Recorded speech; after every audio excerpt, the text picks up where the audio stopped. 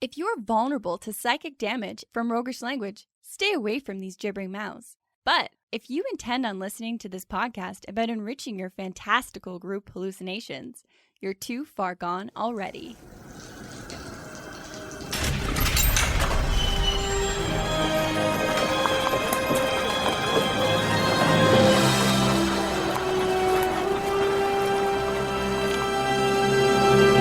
Your next game is going to be full of decision points, and here is why. In this episode, we're going to find some answers to what are some options to making travel encounters matter? And how do we go about building those encounters to make sure they're juicy? And can we flesh out some more random prompts without making total asses of ourselves? When really, we're just saying we're going to use more patron content to flesh out our show and add our 2 cents Hey, to it. spoiler alert. Sorry. Welcome to the Hook and Chance podcast. I'm Travis. And I'm his brother, Jordan. So let's talk about your butt. Well, I'm on antibiotics, and we're going to discover the side effects as we go. Maybe it'll be some delirium.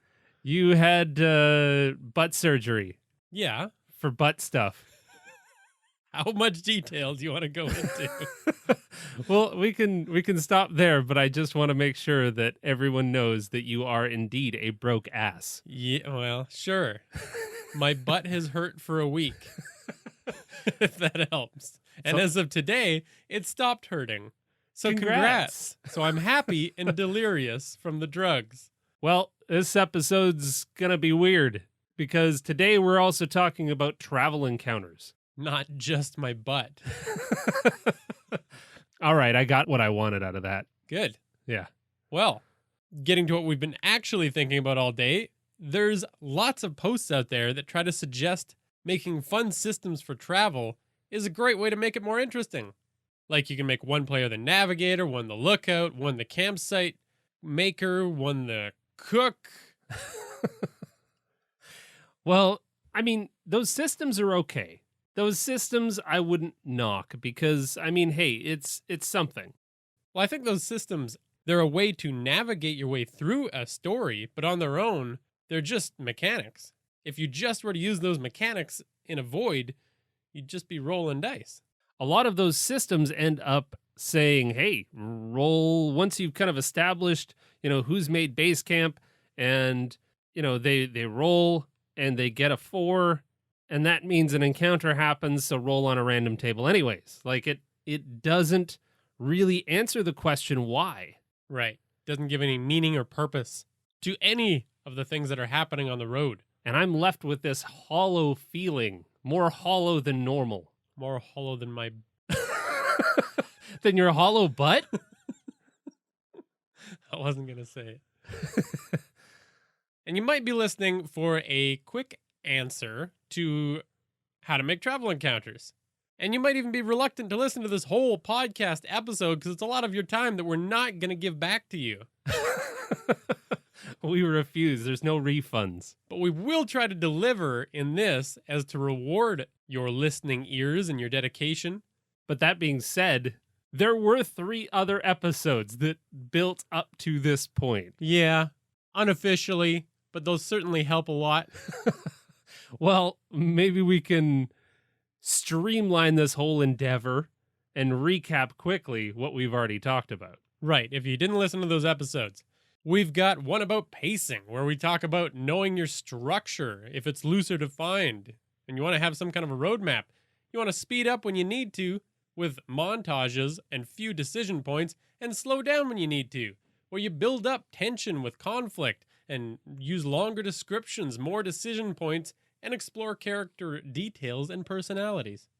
And then we did an adventure about clocks, and more specifically adding a ticking clock to your story. It could be a mystery deadline, an event of some type, some competition that's happening, or you're being pursued by an enemy. But either way, you've got a backup plan just in case things go sideways for your players, and then you've got a way to deliver that message and make sure your players are aware of that ticking clock. And our last episode was about travel adventures, where we talked about the type of goal you've got, and if it is an epic travel adventure where it starts when they leave point A and it's a journey to reach point B, or if it's an adventure that starts at point B and you can really just get through the travel. And we talk about what your main conflict is. If your players are dealing mostly with environmental challenges, with a pursuer of some kind, or with their own self-doubt. And finally, defining your scale. How big is it going to be? Is it going to have side quests and mini adventures within it? Or is it just going to be a quick, punchy, solve some shit along the way, and you're there? So that's a lot to cover about adventures. And this one should hopefully cap off the entire thing, which is, all right, now that we've got all of these travel stories and adventures, how do we build an actual travel encounter? So we've decided, yes, we're going to stop for a moment and we're going to explore life on the road. But I see you reaching for that dice Don't do it. to roll on a random encounter table. Well, we need to consider an alternative to a random table. If we're going to say, hey, don't touch that random table, then we better bring something to the table ourselves. Fine, let's go to the strategy stateroom and do it. This is the Strategy Stateroom, where inventive and cunning tactics are crafted for when they're needed most.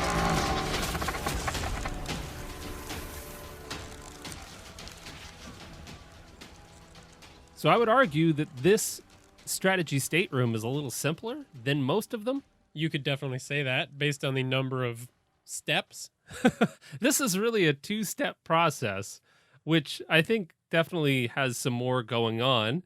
But I mean, normally our strategy staterooms are like 7, 8, 9 steps. This is simple.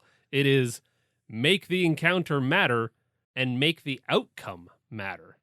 And we kept it kind of vague because there's some things we wanted to say about creating a good travel encounter, but also there's 1,000 ways to actually build out an encounter.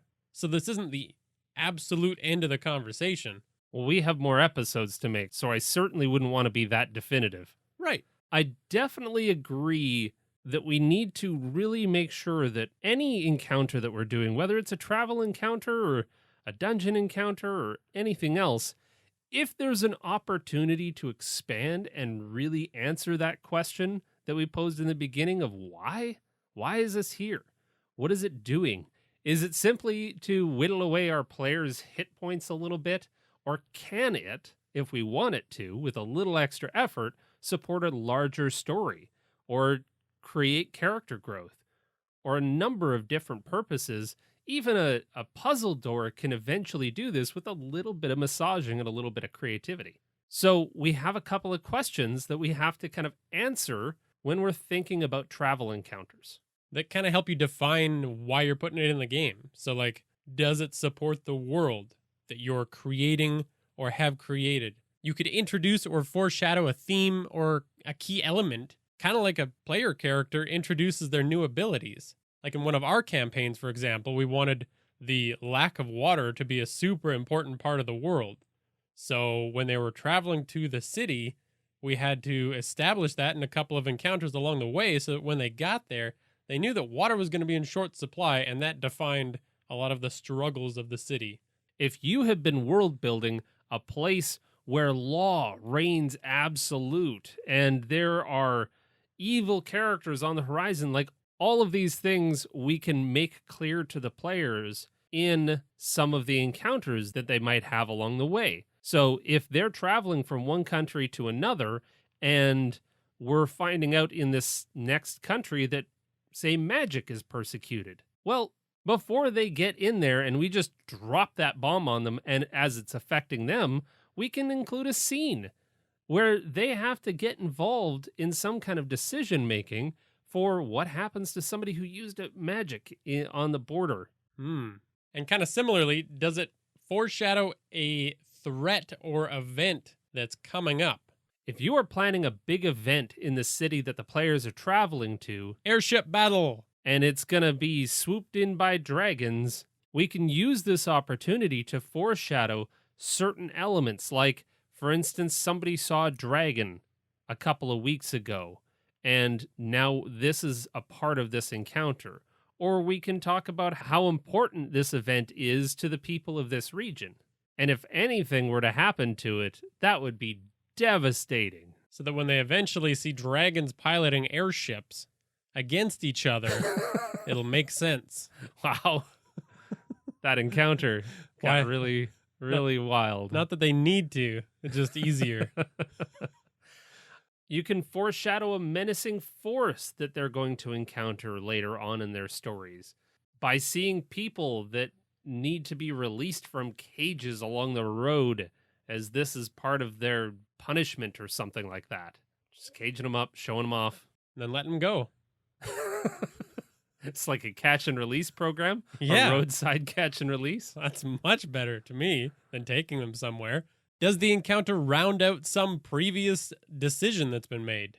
Like, do they meet somebody that they once saved, or maybe a moderate foe shows up along the way that they once let slip through their fingers? Or you as a DM were a dick and had them plane shift to a place where they couldn't be chased? Well, see, I love this because this really gives an opportunity to reward the players in small, subtle ways and tie your whole world together. Like all of those little loose ends that you inevitably have throughout playing a longer campaign. Yeah. You can have these people come back in very small roadside encounters. And this is how like weird friends of the party start to slowly, dig their roots into the story because they just keep seeing them come up. It's like Dandelion from the Witcher series. It's like wherever Geralt goes, Dandelion's in trouble somewhere. Right in his path. Yeah. Somehow. And to your point, the opposite is true as well. Those pesky bad guys that just keep slipping through their fingers, keep getting away. That is so good to just have them come back, because I don't know how many times as a player I've sat there and gone, God, I wanted to smash that guy. He, like you said, plane shifted away. But here's my chance, and I can gain a sense of closure because now he's vulnerable after a roadside attack, and now I can finish him off. Oh, wow. Just laying there. Oh, yeah. Gasping his last. Well, that segues nicely into the next question is, does it build character? Now you've got this character option of, do you go for the smash? Or does this character grow and find a little bit of mercy? So can you build a character with a particular travel encounter? You can, and I think the way to do it, and we'll talk a little bit more about decisions, but you can put their goals in conflict, or you can put their values in conflict. Like if you've got, the classic lawful good cleric going on in the party that definitely wouldn't kill that guy, but you've also got the person that has been personally wronged by them and all they've ever wanted is revenge against them.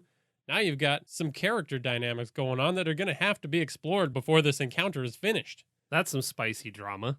And I guess that's more of an example of the next question, which is, does it build relationships or, unbuild relationships? And those two really kind of blend together for me sometimes, because we can build travel encounters that really focus on one player and look at their flaws and their bonds. So if we have one character whose flaw is that they're deathly afraid of heights, now we can build some kind of encounter where they have to go up high, and maybe one of the other characters can step in, or either way, this character is going to need to face that flaw, face that fear, and maybe they get helped by another party member. So it can really start to build those relationships, as well as allow players to explore their character flaws in a really fun way. Yeah. Or, a very simple example is like putting something that character wants out of reach based on their flaw. Like maybe they're collecting eagle feathers and they see one that's on one of those precarious little ledges, and they either have to overcome their fear or ask for help, but it's a roleplay moment. And ultimately, that encounter is going to feel a lot better than, oh, look at that, another random owlbear attack. That's like the third time you've rolled a 7 on that random table, DM. Here it comes, trudging down the road. Hey, it's me again, Gary the Owlbear. Here for my third beating. Okay. of the quest. This premise is that it's the same owlbear that's been following them just to get his ass kicked? Yeah. Weird. He's kind of a masochist. All right, so the next step is to make the outcome matter. So, how do I make a decision for my players as a DM? Often when I'm trying to figure this out, I sit there and I think about how to make it a moral decision. How do I give them an interesting moral choice here? And I really come up with a blank. Well, and maybe that's for the greater good, because a role-playing adventure is not about trying to sit down at a table and teach your friends some morality because they're lawless, morally bankrupt wretches. Because first of all, they're not going to make moral choices in D&D. We've all seen that too many times. And second of all, it's just your morality. It's the DM's morality hour. So anyways, how do you actually make it a good decision? Well, I think we can hinge this on a couple of ideas. So first is making the decision clash against two values. So you could take fame or honesty. Does the group take credit for an event that maybe they just had a slight hand in? Because it'll make things easier for them when dealing with the town. Exactly, yeah.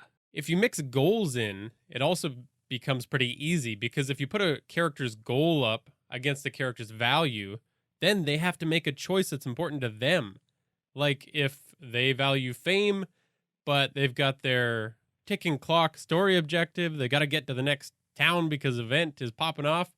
So do they stay in town to get the reward that's coming the next day for something they did, or do they move on? See, that's a really interesting idea, just holding them back from their story objective because you've been smart and you used a ticking clock.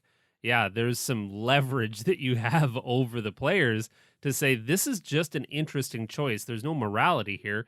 This is just A or B, and there's positive outcomes to either. And you can throw in a lot of those throughout your adventure. It doesn't feel like a major choice. It's not like one of those Joker's hanging two of Batman's loved ones over a pit moral choice. It's a choice that's interesting to the players and the characters now. And to build on top of that, again, that goal versus value is fairly easy to use when you have a story objective, you have a story goal that the players want to try to accomplish, and I like throwing in like reprehensible characters that they need to work with in order to achieve that goal. So it's like, are you going to play nice? Can you hold your tongue for the revenge that you can come back later and smack him around a little bit, but he's going to be an asshole to you. Let's see how you handle this scenario. But he's the key. Well, and then you can just bring it down to goal versus a goal. Absolutely. This one's like pretty much the simplest, because if they do have two goals, you just make the key to those goals happen at the same time. They got to go after one or the other. It's two ticking clocks. Yeah.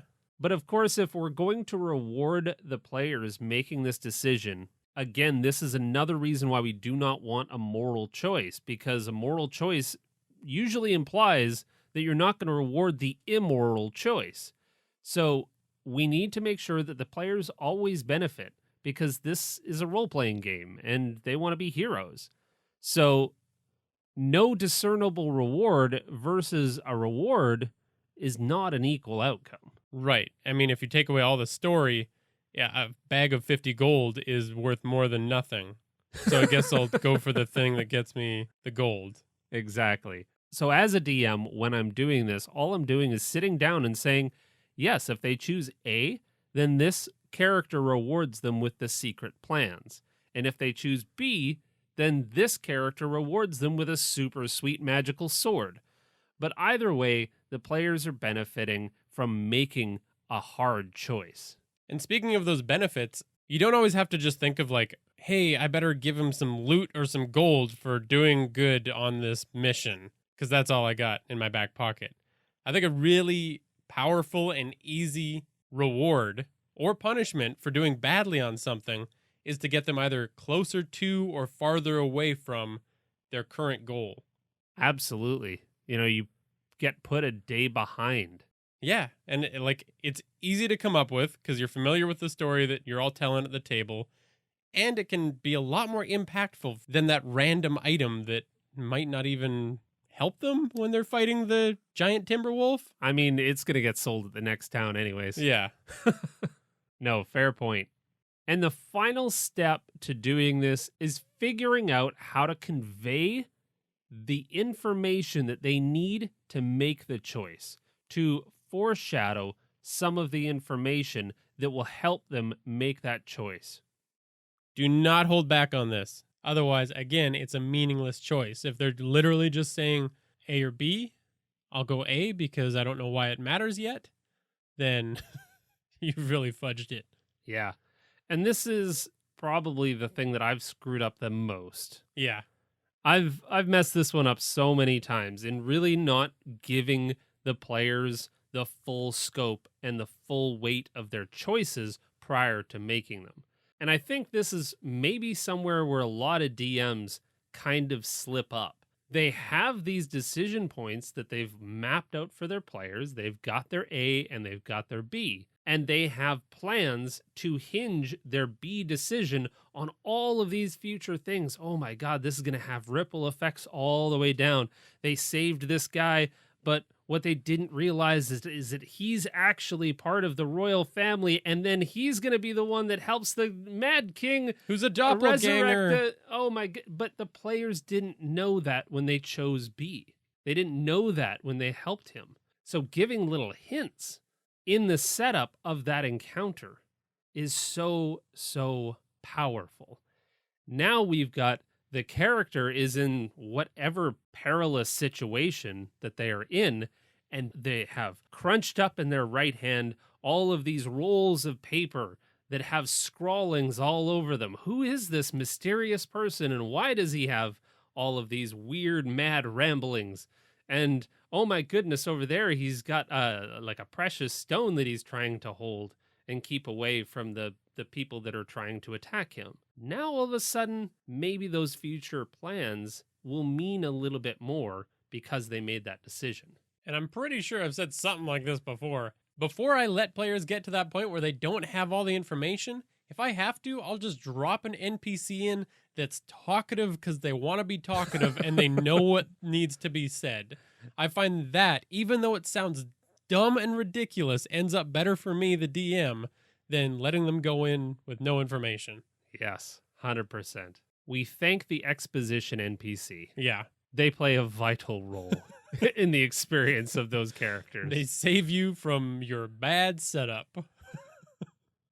So we should probably put some of this into practice. Let's go through, say, an example and try and put all of these questions and concepts to work. Keep it simple, because I'm delirious. Oh, yes. The drugs are really hitting you now, are they?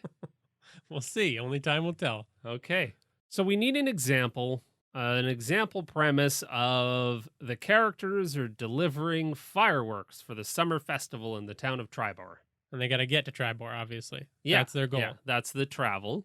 And now we're going to build some travel encounters based on it. Well, I like a little intrigue. So what if the characters are safekeeping evidence of the mayor's crimes to be presented at the festival? Ooh. More scoundrelly. Yeah, I like that. Well, we need a ticking clock, so the festival's tomorrow. Oh, shoot. And they've got 35 miles they got to go on foot. Better hustle. The type of conflict we're going to have here, well, I mean, the mayor is an antagonist. Sounds like it. We pick on the mayor a lot. Yeah, he's always causing trouble. It's always the mayor. We're simple creative types. But I mean, yeah, that's an easy one to throw in there. He's trying to stop evidence from coming. All of a sudden, you've got minions of his that you can use. Oh, shit. So the mayor knows that the players are out to get him. Well, that certainly makes the travel more interesting than if he doesn't. Does. Yeah. Okay. So let's make a couple of encounters. So first, we got to build the world. We have to establish that he's got dragons piloting airships. Holy shit. Okay, let's go a little simpler. Fine. My brain still has to figure our way through this. I'd like to start with kind of building the world and kind of upping the stakes. I like where we're going with this mayor and him kind of seeing the players coming, and now the characters got to get there. So I'm thinking, in order to establish some stakes in the world, we'll throw in an encounter where the mayor's secret police are arresting someone who loosely fits their description. Nice. And because they're the ones that are en route to disturbing the whole summer festival, Yeah. I mean, clearly this person's innocent, so... I especially like it if you got some of those weird characters in there, like a gold dragonborn. So there's just some guy that's got weirdly draconic features. Yeah. It's not a dragonborn. It's just an angular man. So he's getting arrested, and that kind of introduces our decision point. So do they keep their heads down and keep moving forward and maintain their cover, or do they intervene and save an innocent man? Get in some dukes with some secret police. So we need two outcomes to this encounter. Sure. Well, the outcome for the keeping their heads down is just going to be that they're going to maintain their surprise, no covers blown. Yeah. But what's the results for the poor lookalikes? Well, I would suspect that we're going to throw that person in the town, in the stocks. Maybe they can have another chance at righting their wrong later on. Right before the mayor shoots him out of a cannon. And really drives it home that when you have the opportunity to save somebody, you do it. Or outcome B, if they do intervene and they kick the shit out of all these secret police, they steal the secret police badges and or uniforms, and they have unfettered access to the summer festival. Do secret police have uniforms? Fair enough. Okay, fine. Just badges. Secret badges. Secret badges. Yeah, you can hide a badge. Yeah. Maybe their uniforms are underneath their regular clothes and they're super tight. Leotard uniforms that they only show to each other. Ew. They just pulling down one side of their pants and there's a little impression on their ass. Okay, so we need some way to convey all of the outcomes to the players. We need to make sure that all of the stakes are on the table so that they know that making this decision matters and these are the likely outcomes. So, I think the easiest way to do this, again, is with a little bit of subtle exposition. As the person is being arrested, as the players are watching this scene unfold, this person is screaming about, "Oh my God, you guys get away with everything. Why are you able to go anywhere and arrest anyone without question?" Because of our secret badges. Shut up. Okay, this premise is falling apart. No, it's not. What if the person being arrested also called out the ridiculousness of, like, why are you targeting me? Why not them? And point over at the rest of the party. That's kind of their decision point moment almost. Yeah, like they'd have to either step up or just like eyes forward, soldier on. Nice. And these can be fairly simple decisions too. Simple encounters. Like, for example, if I wanted to give the players a chance to build a little character that's not going to impact the mayor's grand reveal or anything like that. We're going smaller scale. Yeah. If you're dealing with some simple character values, like one of them values nature and one of them values loot, then all you need to do is have a fire that maybe gets out of hand, a campfire that they're passing, but another group that's nearby dropped their stuff because they saw the fire growing and they wanted to get away faster. You hear some gold hit the ground. I don't see how there is any outcome other than the players are shit people. What do you mean? Well, you either help put out the fire or you rob the people that dropped their loot because they were helping with the fire? No, they're running away from the fire. Okay. They're just trying to get All out. right. That's super shitty. They're awful people. They are abandoning their loot. They're not it. planning to come back for it. And yes, I realize that this isn't super deep or great. But the decision point there is just, do you put out the fire or do you get some sweet loot? And it's not so much which one they succeed at. It's the fact that there's going to be some character tension there and it might prompt a little bit of role playing. Yes. No, I can definitely agree with that because you're going to split that party right down the middle of what do we do? I know that if the party has a rogue and or a druid or cleric or just pretty much anybody good, you're going to have some decisions be split. And you can still let them put out the fire and have the other person come and help afterwards, but at least now they can say, hey, shithead, why'd you do that? And I really like the opportunity to explore some of the outcomes and how you really lay that out for the players beforehand. Is it now a camp that is rescuing some of the tainted animals from the forest, and they're trying to excise the demons that have taken a hold of this forest? And now it's a question of, should we let the forest burn? Is it a tainted evil forest? Yeah, add a little bit of moral decision-making just for the druid themselves. And then the question also becomes, who dropped the loot? Was it a royal carriage that ran so fast out of this forest to get his frickin' highness, hoity-toity, away from the danger that the loot actually fell off the back of the wagon? Yeah.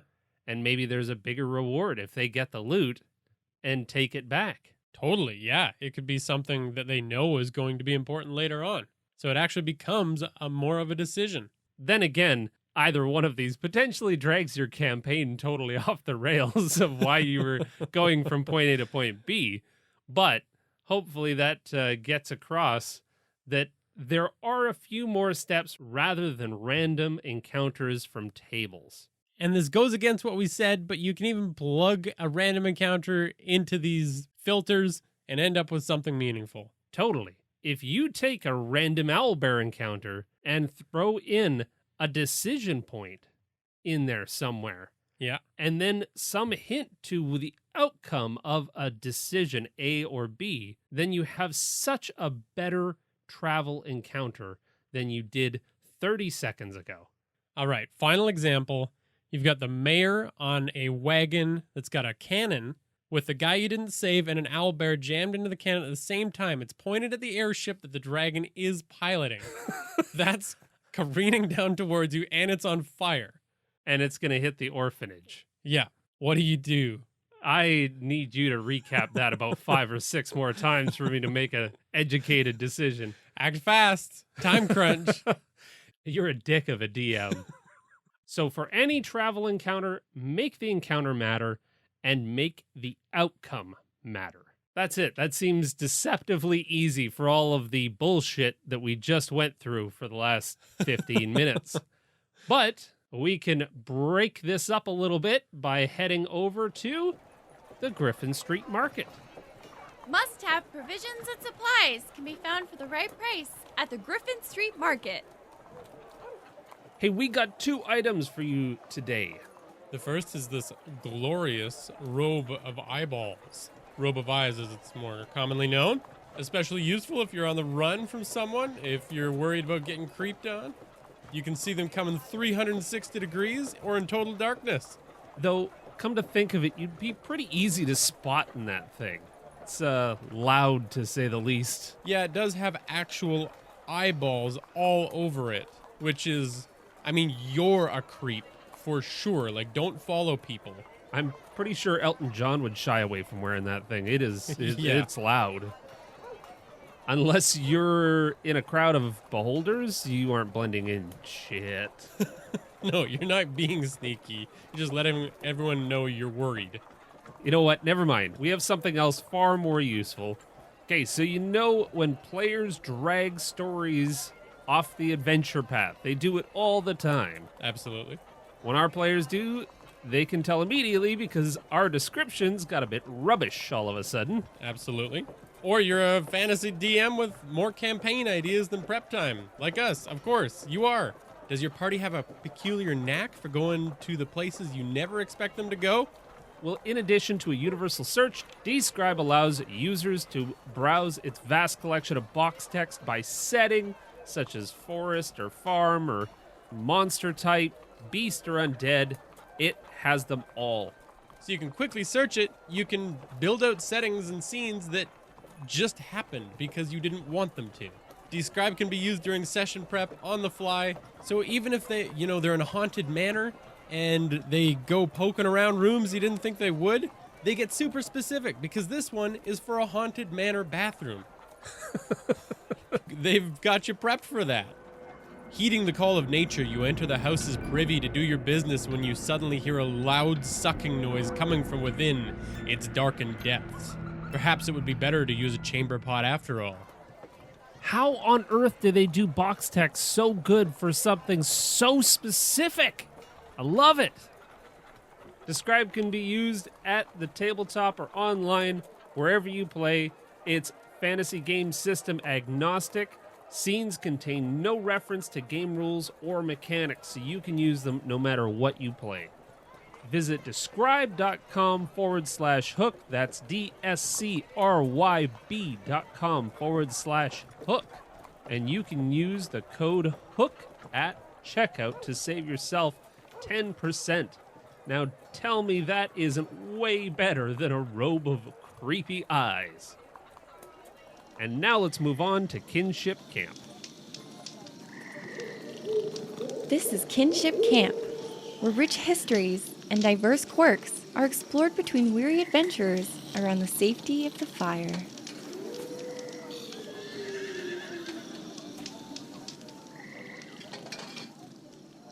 All right, so this is a continuation of a prompt we threw to our patrons because they're creative and awesome and brilliant, and yes, I'm buttering you up. And they gave us some really cool ideas to flesh out some travel adventures with. And like we mentioned in the last episode, they really kicked the living shit out of us because we were expecting very mild travel adventure premises when we asked to the answers to the prompts of a flaw that a character has, an antagonist, and an environment. And they gave us some of the most detailed and creative and wild prompts that I just could not have expected. And since you see that our bar is set at the mayor is a bad person,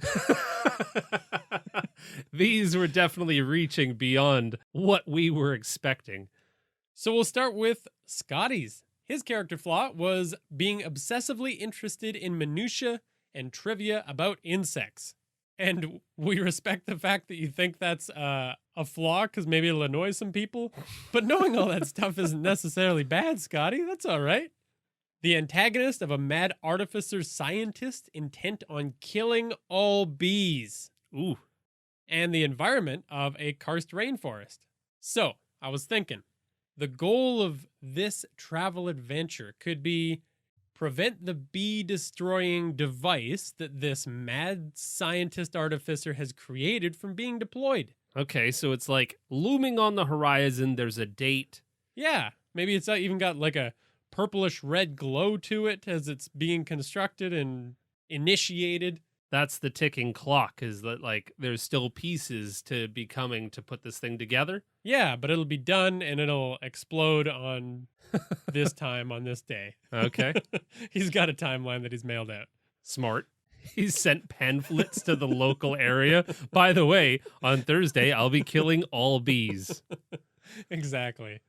And so for the conflict of this adventure, I think that the antagonist is going to fill that slot pretty well as the main focus. But of course, you've got to have a side of environment because that karst rainforest is pretty cool. And if you're like me and you didn't know what karst was, because all you know about are fantasy worlds and not this real one, it's a landscape that's created from eroding soluble rocks like limestone that results in hazards like sinkholes, caves, and cool towers of crumble stones. Cool. There's some dangerous, cool stuff to work with. That's a great idea. As for the scale, I think kind of a medium scale would be good because I don't want it to be over super quickly because there's a lot to play with, but I also don't want it to be like a months long campaign quite. You could if you wanted to, but all I'm looking for is a couple opportunities for like some quick side quests because this character is going to care a lot about rescuing bugs. I mean, this almost feels like a side quest in something like Tomb of Annihilation. Fair enough, yeah. But the side quest that came to mind for me was like, they got to rescue an ankeg. That's a big bug. Okay. And that's kind of cool, because maybe there's even another group of adventurers that's trying to vanquish the ankeg. Ah, I see. Yeah, so they're like, oh, shit, they're going to kill it before we get a chance to... Yeah, got it. Yeah, but that ankeg didn't do anything wrong.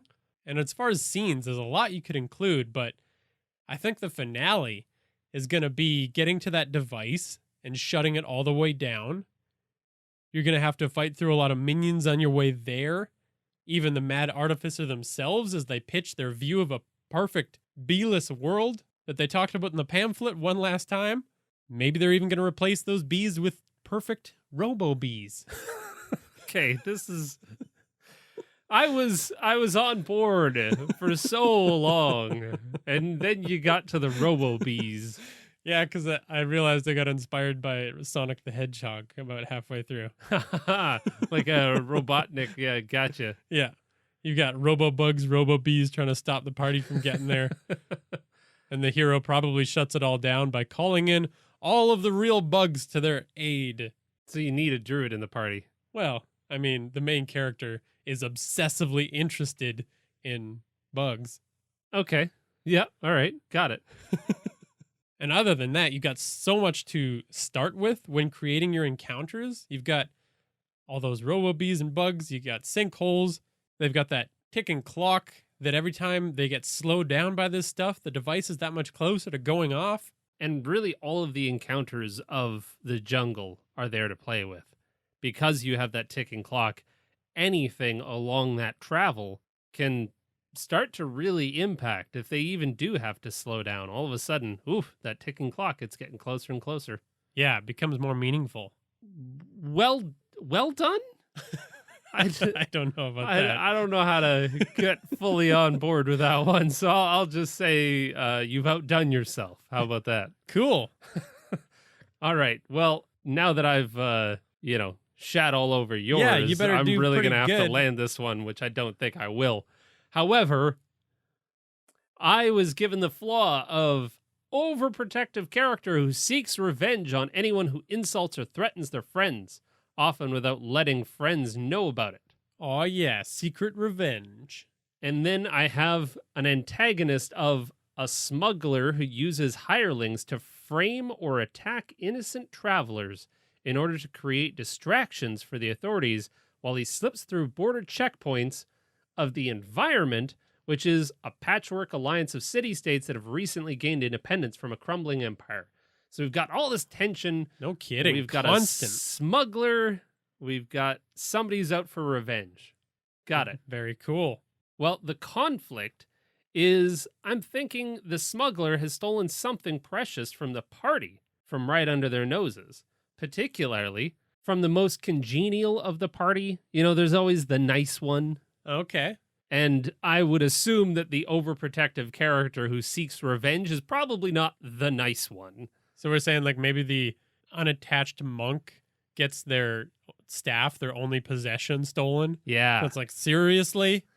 Yeah, and it's worth so much money to some weirdo collector. The monk, it's their humble staff.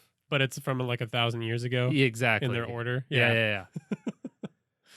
So the smuggler has it and is now making their way across all of these new city-states to their buyer through all of these checkpoints. Now, I'm thinking for the scale, we've got like a provincial scale, and really the ticking clock is just catching up to the smuggler. Cool. So there's only a certain amount of time that this journey is going to take. But then, of course, both the party and the smuggler could be slowed down by their travel because of all of these border crossings. Yeah, absolutely. And the smuggler could be constantly dropping things that both slow the party down and piss them off. Mm-hmm. It's like adds to the stakes. So we've got all of these tumultuous checkpoints. Each one, I think we could probably tell a little bit of a story about the personality of the two city-states that are bordering this checkpoint. So like each one would have a very different vibe, and you could have a lot of fun with that. Yeah. And then I'd want the players to be maybe the first distraction that the smuggler uses. Like, I want the smuggler to be so dickish in their ability to stay ahead of the party that the very first border checkpoint that they get to, once the players start to figure out, okay, this is the game. It's how to get from point A to point B through all of these checkpoints and either sneak your way through, lie your way through, bribe your way through, whatever the case may be. But the smuggler has an MO. that was a part of the setup. So in this, the very first checkpoint, the players definitely have to be the distraction. So the smuggler sets them up to be the first distraction to allow them to slip through, and they give a little wave and a wink to the party to really twist the knife deeper. Gotcha. Pays them to do some simple task that they realized was part of it. And then to change it up at every single checkpoint. So the next time the smuggler's wearing a disguise and they're going, okay, we've caught up, we're on horseback or whatever, maybe we can catch up to the smuggler before he gets through the next checkpoint. We get there, and now we're looking for a character in disguise or something like that. Yeah, you could even potentially frame each in between as like a mini mystery. Yeah. Use some of those building blocks from our episodes we did about mysteries. And I think just some negotiation encounters to try and get anything that could help you get a leg up on this smuggler. So even, people on fast horseback getting there before the smuggler, and maybe you can send somebody ahead to warn the next checkpoint that this smuggler's coming through and foil their plans a little bit. But I would love to play out this cat and mouse game all the way through. But again, like our travel episode, it's not really about the travel. It's not really about the encounters or getting to the destination so that the adventure can continue. And it's not necessarily about having to cross that entire province. Right. It's about having to find ways to cross it quicker. However, I could certainly use some of the lessons that we talked about in this episode to build in some mechanics of here are the two various outcomes. Both would get you closer to the smuggler in various ways. Which decision do you make? Yeah. And I think just to keep the players updated somewhat to the progress that the smuggler is making, you could have NPCs be willing to tell them where they were last seen, where the smuggler was last seen. Oh, yeah. People come in the opposite direction. Hey, did you see a guy that looks like this? Yeah. Yes, we did. He's about a day ahead of you. And the smuggler's totally fine with being seen. It's almost like another jab at you as you're so far behind him. Oh, that's fun. I kind of want to play that now. Well, I think that does it for us. Yeah, absolutely. We hope that you've come away with some ideas about how to set up your next travel encounters. And we thank all of our patrons for all of those ideas that you sent in. That was tremendous.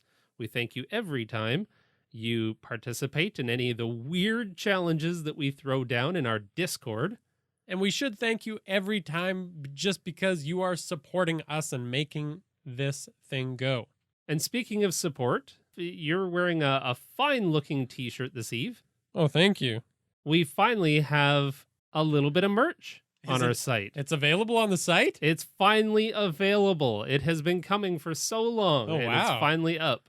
Good job, Travis. I thought this day would never come because I wasn't making it happen. That is correct. You were not. But we do have we have a hat, and we have a t-shirt, and we have some other fun stuff coming. We've got stickers and all kinds of stuff. So if you wanted to support the show, that's another way. It does less monetary support and a lot more, hey, you get to wear something kind of cool because there is no markup on that shit. And we get to know that somebody might be wearing it somewhere. Well, if you're a fan of the show and you'd like to wear something that shows your colors, particularly the Kelly green of a lot of our merch, you should go and check it out. We also want to thank Tabletop Audio for the sound effects you've heard in this episode and every other episode. You can follow us at Hook and Chance on Twitter, Facebook, Instagram, and Reddit. You can join the awesome community of players and DMs on our Discord. And we also have a Patreon where you can vote on some of the topics that we cover on the show as one of the many rewards for patrons. Also, regular bi-weekly hangouts where we can sit down and talk through some of these ideas. Are you struggling with trying to figure out what some of the outcomes and some of the benefits are to the travel encounter that you're trying to set up? Because we have always had at least each other to bounce ideas off of, but when you don't have anyone to bounce ideas off of, that's why we have regular Discord hangouts for patrons. So, would love to see you join us there as well. Thanks for listening, and your mayor's probably an evil owl bear. Looks like one, too.